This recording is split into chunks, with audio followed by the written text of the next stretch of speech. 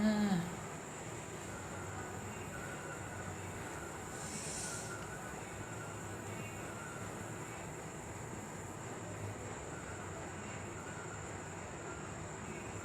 yes.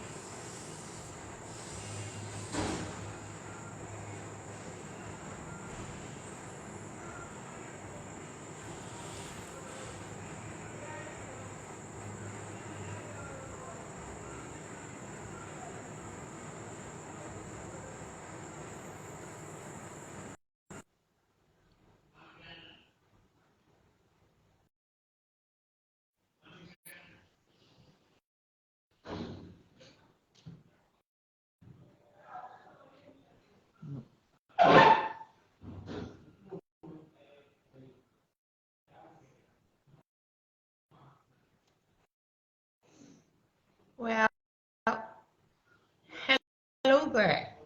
Hello again. It is a great pleasure to come your way again.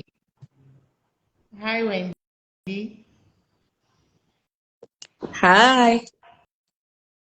How are you? I'm good, Dino. Okay.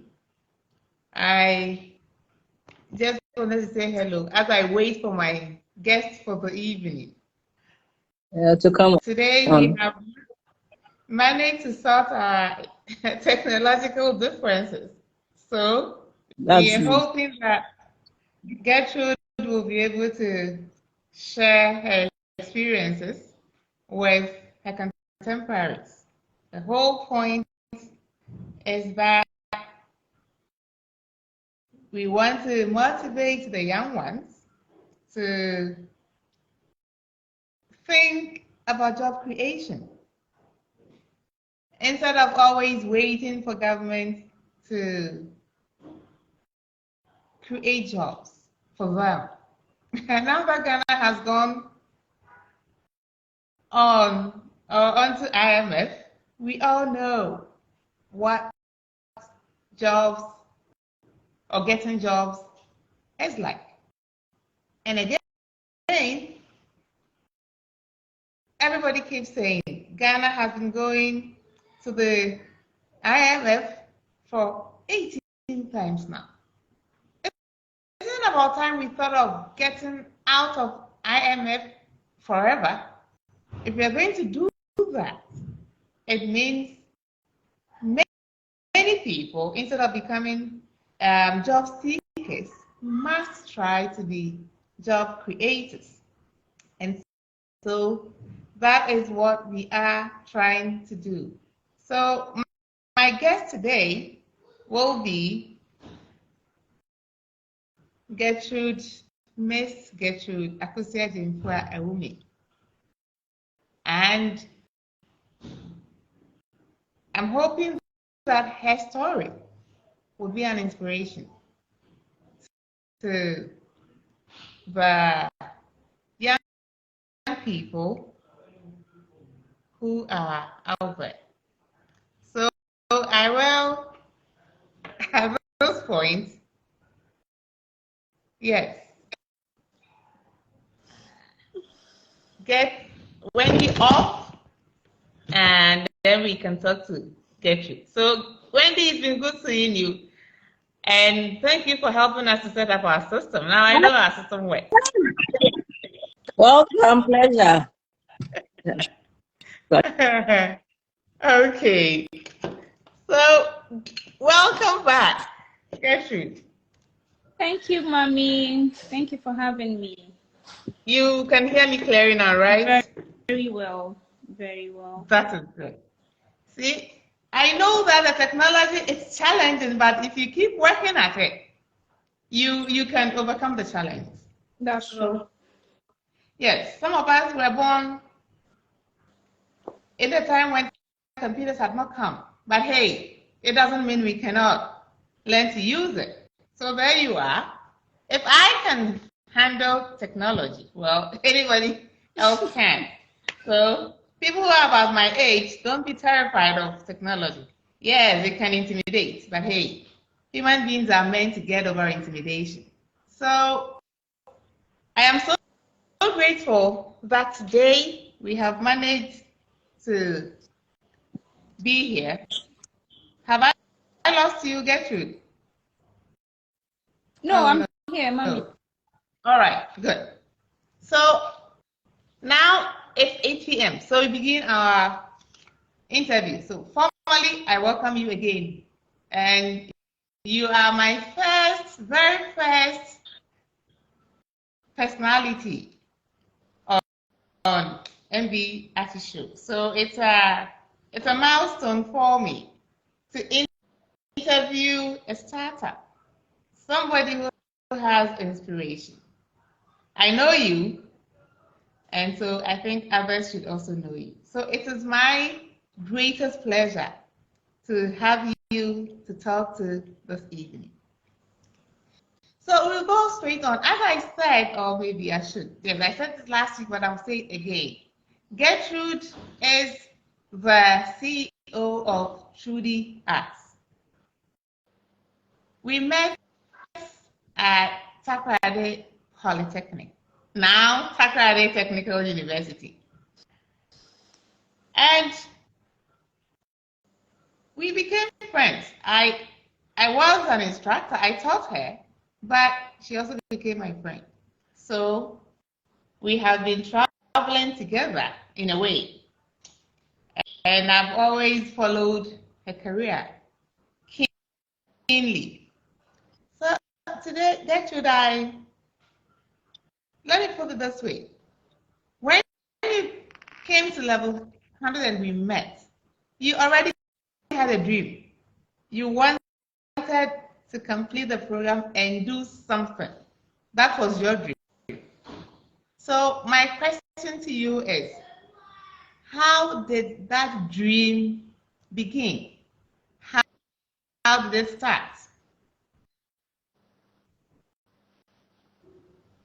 Okay. Thank you so much, Mommy, for having me on this wonderful show. And today being the first time you're having a guest on the show, and it's me, your daughter. So I'm elated about it, and I'm honored to be on here. I want to thank our audience and our audience and our viewers for joining in as well. I hope that you stick with us to the end because it promises to be very informative. So I came to Takoradi Technical University, Takoradi Poly then, with the ambition of becoming a textile chemist because I like the chemistry bit of textiles. I read textiles design and technology back in Takoradi. And so everything I ever did in school was geared towards that dream I had coming from Infant Man Girls. That was the senior high school I went to. But then towards the end of my 3-year course in Takoradi, I remember coming to you again and having a heart-to-heart talk about what I really wanted to do after school and all of that. And you sat me down. You laid a lot of principles to me on the table about real life, because most of the times we are quick to imagine certain things and think that after school everything is going to be rosy, But in real life, things are actually very different. So you made me see that realization. And then I decided that, okay, then I'll take my time, find myself first. Because I wasn't too sure who I was then or what I really wanted to do. But because I had a fling of passion for it, I thought that was it. But thanks to God, thanks to you, thanks for the conversation we had on life and our choices, especially on the career path. I decided to just take it a day at a time, and then I went for national service. So that was like the change for me. That conversation with you was the first point of call for my change. And then when I went out of the corners of the school, also enhanced my knowledge on what I really wanted to do, what could bring me more satisfaction and fulfillment. And I found that in my craft now, which is Trudie Arts and Crafts, where we make bags from the scratch, bags of all kinds from the scratch using leather and beautiful African rock springs. Great. Yes, the chemist's dream has stuck with me all these years. See, I was going to ask you whether the change was sharp or gradual. You have already touched on that. Yes, you had the opportunity to do your service with GTP, right? Yes, I did. So how did that contribute to the change in dream? Okay, so GTP was also one of my main contributing factors. I've always said that at the right time, God makes everything beautiful. And for me, GTP was one of such practical momentous times. Because even though I studied textiles back in school, GTP gave me the practicals I needed while I was in school. GTP was like adding flesh to whatever skeletal frame I was given back in Takrade. And GTP opened my mind to what the industry really wants, what the industry is hungry for. You know, there is a thin line between academic work and the practicals on the work field. And GTP was able to, my stay in GTP for the 1 year national service was able to bridge that gap for me. And so I got more in-depth knowledge on how to use textile fabrics. Even though I studied textiles in school, I was one of the best students and even the overall best graduating from my faculty. GTP was able to enhance my knowledge on that field. So now even when I'm selecting fabrics for my bag, I'm confident enough to tell that this fabric will not run when you wash it, or this fabric will run when you wash it and all of that. So it's easier for me to identify some of these things with textiles. Great. You know how some people, when they're able to do good things, they keep telling people about it, reminding people about it. Right. So now you came to Takrade Polytechnic, and I am part of Takrade Polytechnic. So now that you have, told people as what happened to you before you went to GTP, let me ask you, how did you do Takrade Polytechnic as a training institution? How did you do? I think genuinely you did a good job, even though there were rooms for improvement when I was there. I don't know about Definitely now, but having gone through Takrade Polytechnic or Takrade Technical University, it has contributed a large sum of importance to who I am today. I speak with a lot of pride when I mention Takrade Polytechnic because it has groomed me, honestly. The textile department, we went through a lot of practical sections. We're always doing practicals. So it opens your mind to a lot of things. We did a lot of sketches. We were introduced to the environment, things an artist should realize in the environment, how to solve problems. And so I think some of these things made me the entrepreneur I am today, even though I keep learning every day. But still, I can say there is more room for improvement. Yes, I know. I'm sure you remember this. I said there can only be two things, outcomes.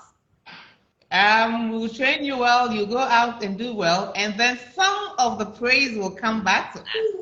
Or we will do poorly, you go out there and be a disgrace, and then the disgrace will roll back to us. So yeah, that's a typical example. Now you are telling us that we have helped. Right. So now, I said on this platform that once you begin to dream, then you can own the dream. Ownership of the dream is very important. I know that from personal experience. I always knew what I wanted to do right from secondary school.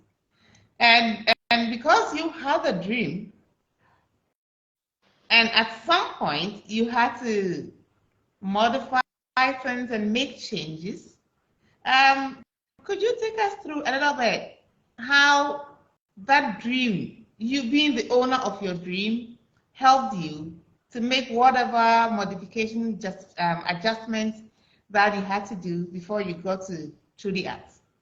Okay, so by the grace of God, I've been doing running and managing Trudie Arts for the past. July would be our 6th year of operation. Yes, congratulations. Thank you so much, Mommy. It's been a very wonderful journey. I would say having to own this dream of mine. When I started, I honestly had no idea what I was doing. Even though I knew I wanted to produce bags, but there wasn't any specific plan for the business. But as things started rolling off, as we started growing, I started taking courses, learning new skills, and adding on. One thing I always believe is improvement. It doesn't matter how you start, but it matters how you continue and end. So for me, owning your dream is not just enough. Having the talent to own your dream is not just enough, but you need to pursue it with diligence in learning new skills and crafts to better what you are or what you do. So that is what has carried me over the past 5 to 6 years. Okay. So yes, I think it's an achievement to start and be able to hold on for 6 good years. Not all businesses last, and so 6 years, and you are still doing well. Let me ask you a question. In Ghana, people equate businesses with wealth, and you have started this, and you have been in it for 6 years. Are you rich? Anytime I receive this question, I smile and laugh. Well, I would say we should always attribute entrepreneurship to the fact that we want to get rich quick or we want to make a lot of money. I think entrepreneurship is even more difficult than working for someone else. And so you would realize that even though you are working for yourself, it comes with a lot of time, a lot of dedication, a lot of sacrifices. In the past 6 years, I've sacrificed so much of me, of my joy. I've deprived so much of myself just to keep the business running. So to just link wealth directly to entrepreneurship, I would say is an error, because entrepreneurship is extra hard work. If you are putting in 99% for someone else's job, for your own, you would have to put in more than 100, because it takes everything from you. It takes your time, it takes your mind, it takes your finances, it takes your energy. So I wouldn't say that I am rich from the business. And one thing about startups like myself is that we keep rolling whatever capital we started with. So there is no point that you can say that, oh, I have taken out my capital and then the business is still running. It's a cycle, because you are the one supporting yourself. You don't have any extra funds. So whatever seed capital you started with, you keep bringing it back into the business. So that's how the journey has been. And I just love the words you have been using: sacrifice, time, passion. These are concepts that are foreign to many of your contemporaries. They only see money. They don't see the hard work. They don't see the creativity. They don't see the sacrifices that must go into starting a business. Some people even start a business and they have no clue what they want to do. This is a country where people can go for money for loan and use that to buy a vehicle instead of investing in their business. So I am hoping that people of your age group who are listening and who will watch this interview at some point will take what you have said to heart and know that it takes a lot of hard work to build success. And and yes, I said, I asked you whether you are rich. You didn't ask me what type of wealth I was referring to.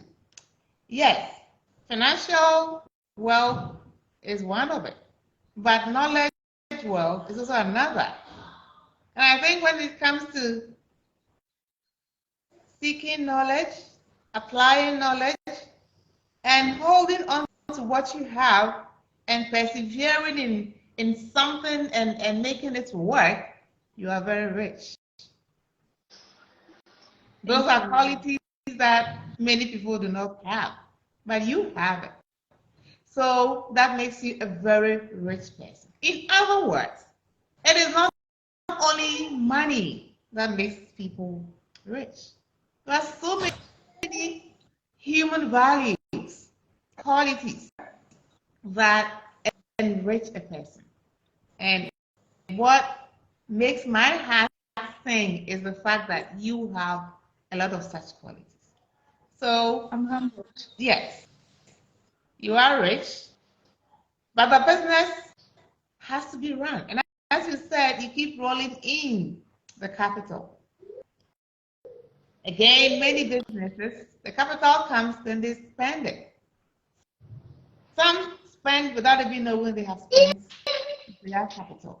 So once again, if you're listening, well, take it from a CEO, somebody who has been working very hard to make her business work, that you need to guard your capital. Guard it. Because another thing, Ghana, usually startups don't have finances. Could you share a little bit of your experiences? Yes, because you mentioned that you don't have anybody supporting you. That is how it works for many startups. Elsewhere, some people, I mean, it's easy to get a passion capital. It's not like that Okay. in Ghana. So So, I started um, this business in my final year on campus in Takoradi. I remember very well, it was around May, June 2017 when I was trying to still put my final thesis or final project work together.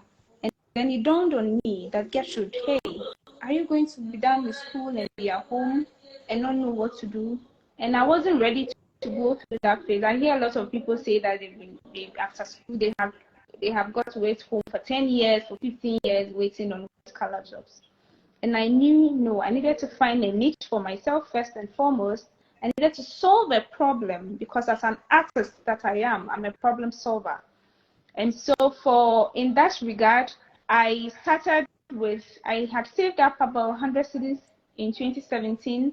And then my elder sister, she's now a Mrs. Vicenshaite, she added on 500 cedis. And so I started running this business with 600 Ghana cedis in 2017. And recounting the challenges with that, I didn't wait to get 100,000, 50,000, 600,000, or even 1,000 cedis to start my business. That's how much of a persevered person I am. I don't back down easily. And in entrepreneurship, one thing you must hold on to is consistency. No matter, I'll say this again, no matter how you start, you would have to keep at it and keep forging. So starting with 600 cedis didn't deter my growth, because as I journeyed on as an entrepreneur, even though at the beginning I didn't really have a specific plan, as I grew along, I grew in terms of skill, I grew in terms of experience and knowledge. And so I decided that, okay, I'm not going to put my efforts in to vain. I would work hard every day at it. And so at the beginning, I could even put my backs out there and people are not interested. So I'll give out to my friends, my family, oh, use this product. Let me have your honest feedback. You're not buying it, I'm giving it to you. So let me have your most genuine feedback. And so that's how I meandered into the market, using my friends and my family specifically. And then from then, I started getting recommendations because I've had people use my bags for 5 years, 4 years. There are a lot of testimonies about how my bags have lasted over the years. Not even a zipper have gone bad. And so that is how I rose through the ashes, and I kept rising by the grace of God. Yes. And I've also said it here, humble beginnings. Humble beginnings. A lot of the people we train in our institutions now, they think of business, they think big, they think millions. That you don't need millions to start a business. Start small and grow gradually. Start small and grow gradually. I believe in humble beginnings. And that is what you've done. So now you have taken us to the last part of the interview, the films you are producing now. And they can't say, a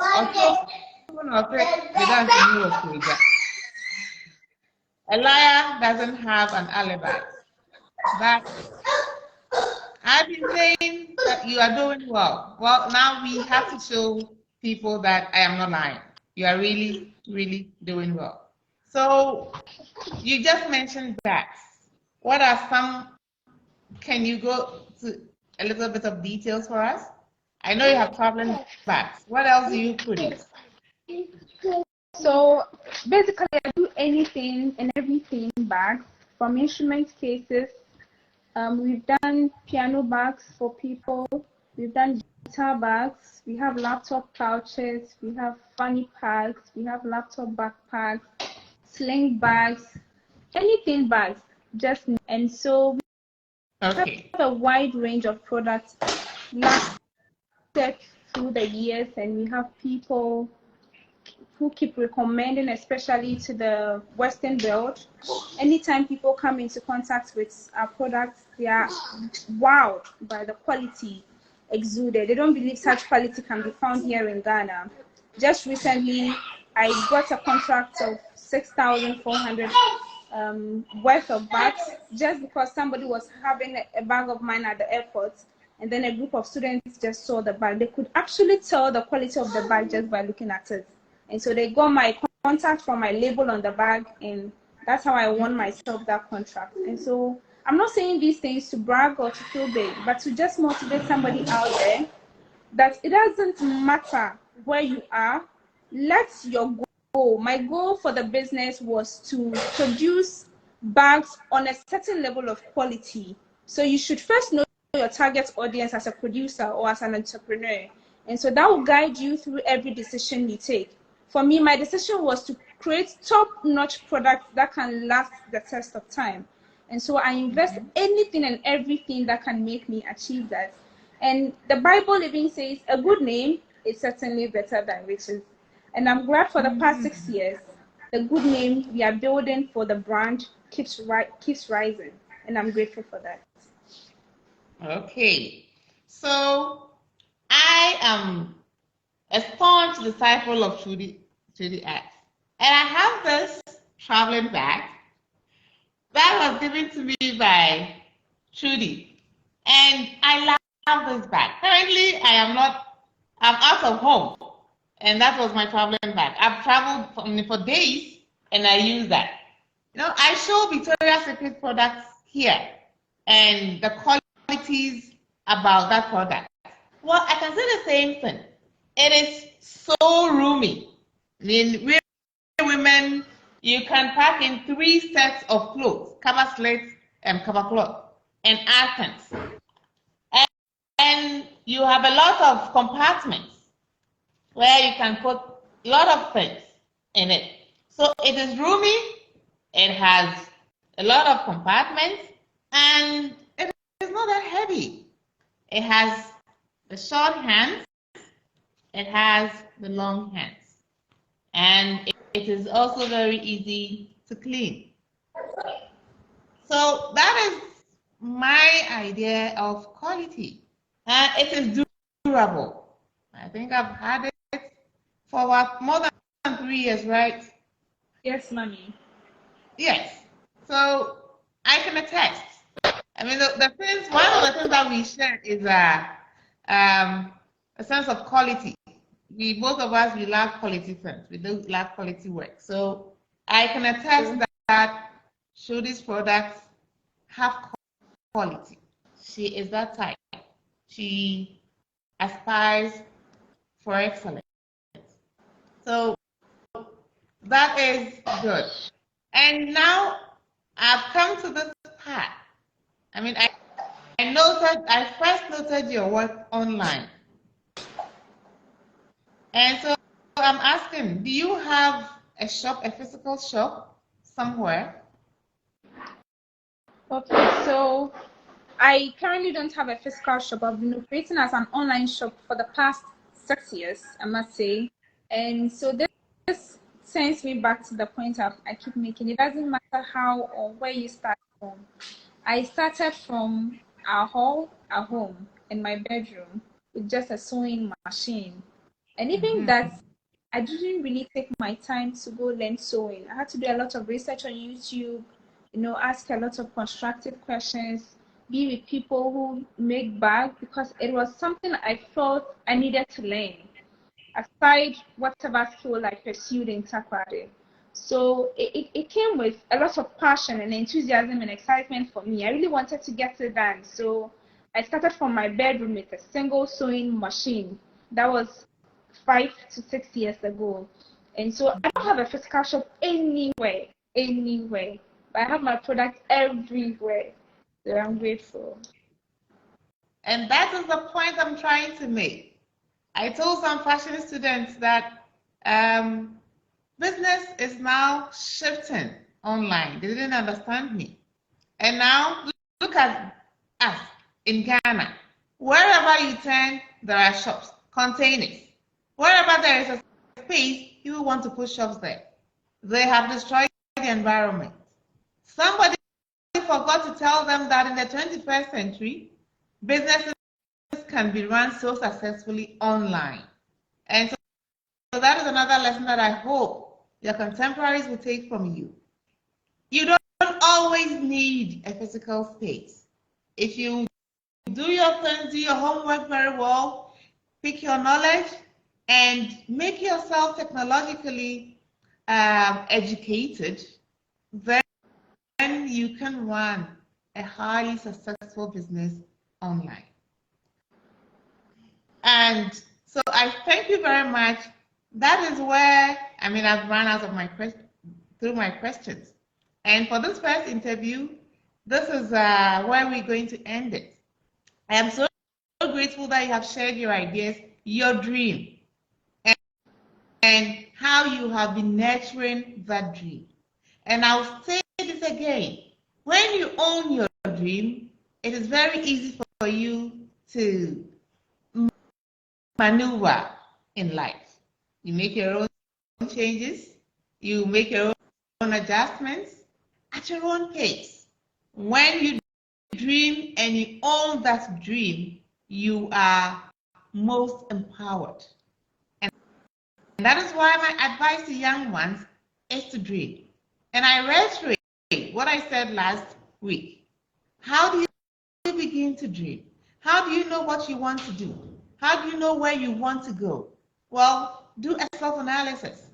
If you are in secondary school, what subjects are you good at? What subjects are you interested in? What are things that you are good at? So find your strengths, find your weaknesses, work to improve on your weaknesses, and work to better your strengths. Out of those strengths and interests, you can zero in to what you want to do. And then you can make a career. If you don't know what you want to do, that's okay. It's also part of the search. Self-search, self-analysis. It's a long journey. So if your friends are able to tell you what they want to do and you don't, that's okay. Be comfortable with that. But keep on searching. That's what Trudie did. She found something, she hung on to that, and then she realized she needed a change. And she had the courage to make that step and that change. And I think that's so many things that her contemporaries can learn from her. And so Trudie Arts is there for 6 years. Again, congratulations. Thank you. Started by a lady who is persevering, who knew what she wanted to do and pursued her dream. Well, I am hoping that we will start motivating people who can dream like you have done, Trudie, and they will stick with what they find and not be dampened by challenges. So, what is your final word to people who are listening to you, especially people about your age? Okay. So my final word, I would have it in 2 sections. One, have a plan B for anything you do. My plan A was to become a textile chemist, and that is not what I am today. I am a plan B that I didn't think about. So always have a plan B and be creative. Don't be stagnant. Be dynamic. Keep learning. As I speak with you, I'm back in school studying marketing at UPSA. My learning didn't stop at Akosua Technical University. My learning didn't stop with my business. Even while I am in UPSA now, I still take on other courses that I think are very crucial to my life as an entrepreneur. So never stop learning, always have a plan B, be dynamic, accept change and grow with it. Thank you very much. Thank you very much. Have a plan B, have a plan A, have a plan B. Stick to your guns. Don't lose courage and work and work and work. That is how we create success. We thank you very much, our audience. I have seen very positive comments. We thank you. On behalf of Gertrude, I'm saying thank you for spending time with us and for giving us encouraging comments. We will take them to heart, we will work on them, and we will continue to work to inspire others. So now we know, well, this will not be the first and last discussion with Trudie. I'm hoping that she will be a regular guest so that she can help me to motivate young ones out there. Yes, she is in industry, and she mentioned what pragmatic did for her and the lapses that she found on industry. So my next guest will be somebody who has worked in the TVET system and been in industry. I want us to align the works of TVET institutions and industry and see where we are going right and where we need to improve. So when I come your way again, it will be a discussion with an industrialist and a TVET trainer. Once we get all our schedule right, we will announce the time and place. Until then, keep dreaming. Watch what you do and nurture your dream and know where you want to go. Thank you very much for sharing this time with us on MB Archie Talk Show. Have a pleasant weekend. Bye-bye. Bye. Bye, Trudie. Bye, Mommy. Thank you for having me. All right.